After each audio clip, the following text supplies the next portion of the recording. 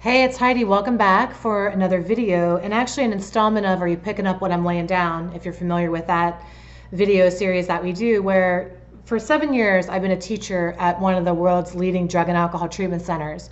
And I teach the clients there every day, in addition to having my private practice where I can work with you. I teach the clients on self-esteem, family dynamics, dysfunctional family relationships, how to navigate their way through all of that, how to be healthier in their relationships, how to have more self-esteem, and how to have a sober life, really how to love themselves more so that they can live a life worth being sober for. And this game that I play with them is in this group is I have them write down a challenge that they're having in their family or in their recovery, and I have them write it down, put it in the middle of the floor, and then we pick it up and act it out in class. With the goal is to have a healthy way to handle whatever scenario happens to be coming up. And I felt like, this is a really good way doing these videos for you as a family member to see what your loved one is wrestling with in their recovery, and for you in recovery to see how to handle some of these issues that might come up. And if you know somebody this is an issue for, to send them a video. Anyway, I'm going to pick one of these today, and I'm going to share it with you, and then we're going to talk about it. So it says, getting my father back into my life. He wants me to have a year sober before he talks to me. So this is the anonymous question. Well, a couple things here to know. When your addict or person who's in recovery is in treatment, they literally still have the disease of like immediate gratification, where they want everybody to forgive right now, right?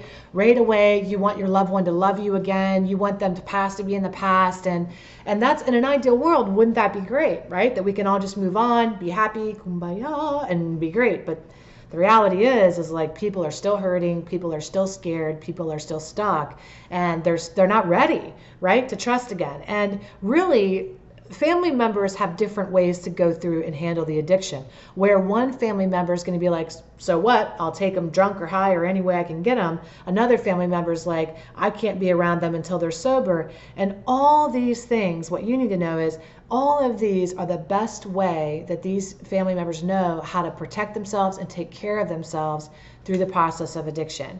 Addiction affects and impacts the entire family, not just the person who's addicted, who's like, well, I'm only hurting myself. Honey, you're hurting Aunt Susie, who lives in Toledo, Ohio, who you just talked to once since you were 10. Everybody's impacted, whether you believe it or not. So a dad, imagine the pain that the dad must be experiencing to say to his son, his beloved son, I'm not going to talk to you until you have a year sober. So let's look from a compassionate lens at the dad and say, you know what? The dad is saying that because literally he knows emotionally he's not equipped. He is not going to be able to handle being around you and see you up and down on this roller coaster ride. All right.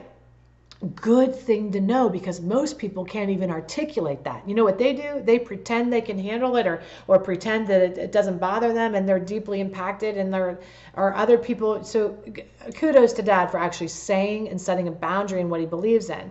The problem is probably dad has other family members who are like, well, you should talk to your son. Okay, that is terrible. How can you turn your back on him?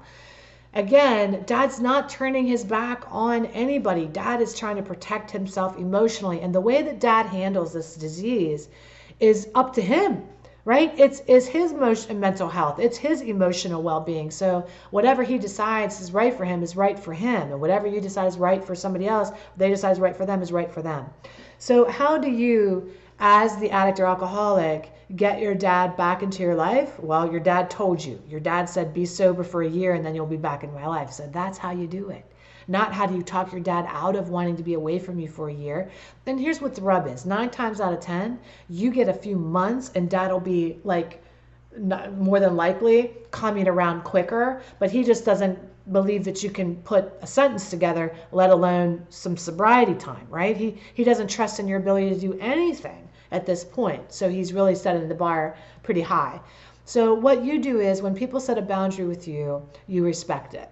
And you allow them to have whatever experience they need to have in this addiction. You allow them to, hold their own boundary, and you don't violate it. There's this old saying, why did the narcissist cross the road? Because he thought it was a boundary. Well, hey, I could insert addict in there and we would have the same conversation. Why did the addict cross the road? Because he thought it was a boundary. All right, so learn to deal with your feelings around your dad not talking to you. Learn to process that with your sponsor, your therapist, your life coach, and let your dad have his process too. Let your dad have his peace. Let your dad have his emotional well-being and his journey, and you have yours. And then when you're well, you come back together and maybe talk about it. All right, I hope that's helpful for you. If you need more help and more guidance, please, by all means, go to lovecoachheidi.com or HeidiRain.com and send me an email. We can talk about how to work with the whole family. All right. Until next time, I love you. Take excellent care of yourself. Bye-bye.